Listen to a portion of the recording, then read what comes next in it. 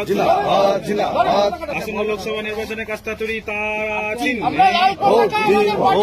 থেকে ভারতের communist party মার্ক্সবাদীর পক্ষ থেকে আজকে তাতলা শাখার অভ্যন্তরস্থ মহানালার 118 নম্বর বুথে কিছু বাম বিরোধী তৃণমূল কংগ্রেস কর্মী তারা আজকে আনুষ্ঠানিকভাবে আমাদের পার্টিতে যোগ দিলেন এবং আমাদের পার্টির পক্ষে তারা আগামী দিনে যা রাজনৈতিক সাংগঠনিক কাজকর্ম তা পার্টির নিয়ম অনুসারে তা মেনেই সেই কাজকর্ম পরিচালনা করবেন।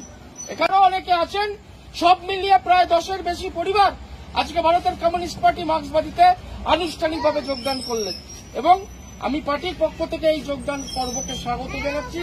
এখন সবার আমার ভাইদের, বোনেদের, আমার মায়েদের আমাদের পার্টির পক্ষ থেকে অভিবাদন জানাচ্ছি। ভারতের কমিউনিস্ট পার্টি মার্ক্সবাদী জিন্দাবাদ। আসন্ন লোকসভা নির্বাচনে অলোকেশ দাসকে কাস্তাতুরি তারা চিহ্নে।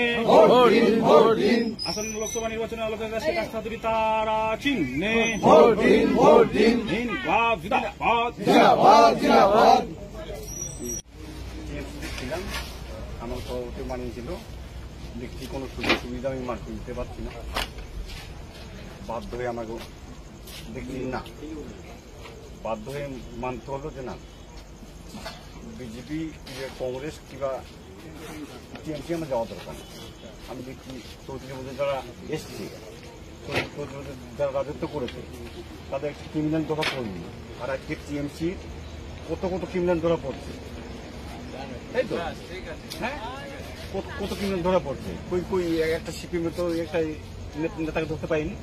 তাহলে ওরা গরিব মানুষদের টাকাটা খেয়ে চলে যাবে, গরিব মানুষ না খেয়ে মরবে, সেটা তো মানুষ মারা যায় না, সেটা তো মানুষ মারা যায় না।